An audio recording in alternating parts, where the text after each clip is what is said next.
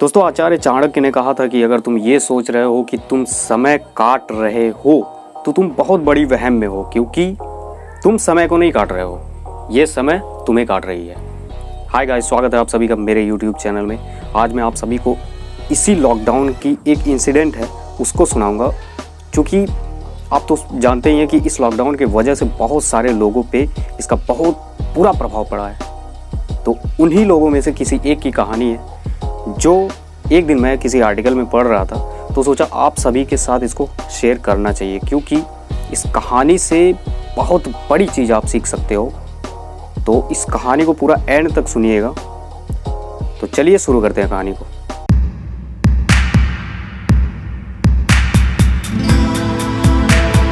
दोस्तों, ये कहानी है एक कैब ड्राइवर की।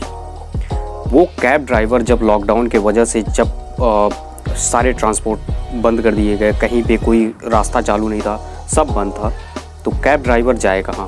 वो अपनी आजीविका कैसे चलाए, वो अपना लाइफ कैसे सरवाइव करे, उस चीज़ को वो सोचता था। और ये चीज़ उसके लिए बहुत बड़ी टेंशन की बात थी कि अपने लाइफ को, अपने परिवार को, अपने फैमिली को कैसे चलाए, क्योंकि वो सिर्फ अपने कैब पे ही डिपेंड था। वो अपने उस कैब को चला चला करके वो अपनी लाइफ को सरवाइव कर रहा था।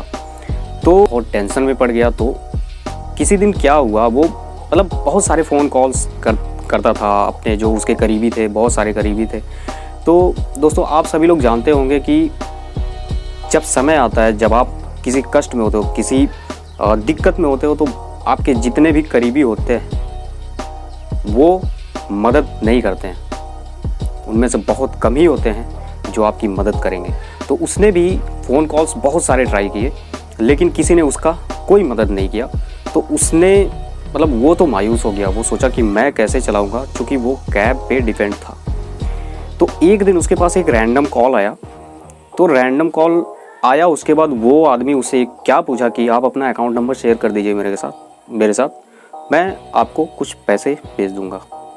तो उसने सोचा कि कौन हो सकता है जो मेरी मदद कर रहा है, और वो भी रैंडम आदमी जिसको मैं पहचानता तक नहीं हूँ। तो उसने पूछा कि आप कौन हो, मतलब मेरी मदद क्यों करना चाहते हो। तो उसने फ़ोन को काट दिया। उसके बाद फिर दूसरे दिन उसने फिर से कॉल किया और बोला कि आप अपना अकाउंट नंबर शेयर कर दीजिए, मैं आपकी कुछ मदद करना चाहता हूँ, कुछ मदद कर दूँगा।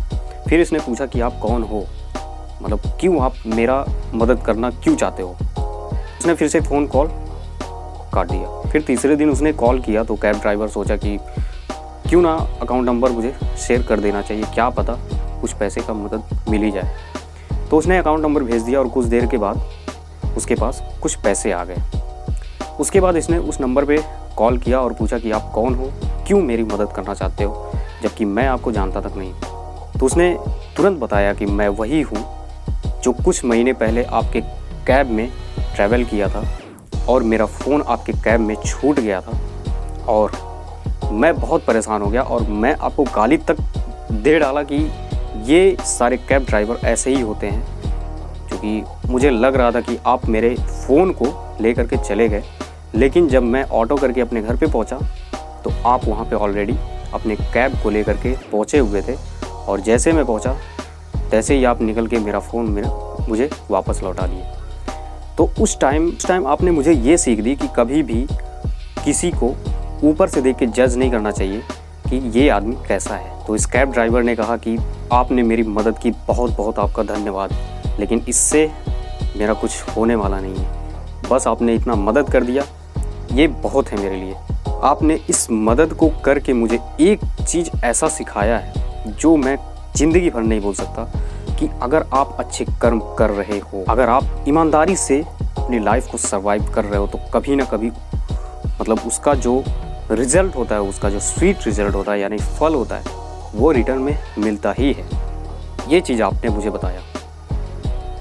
दोस्तों, ये छोटी सी कहानी जिसके माध्यम से मैं आपको ये बताना चाह रहा था कि अगर आप ईमानदारी से रह रहे हो, काम को ईमानदारी से कर रहे हो, तो फल अवश्य ही मिलेगा आपको।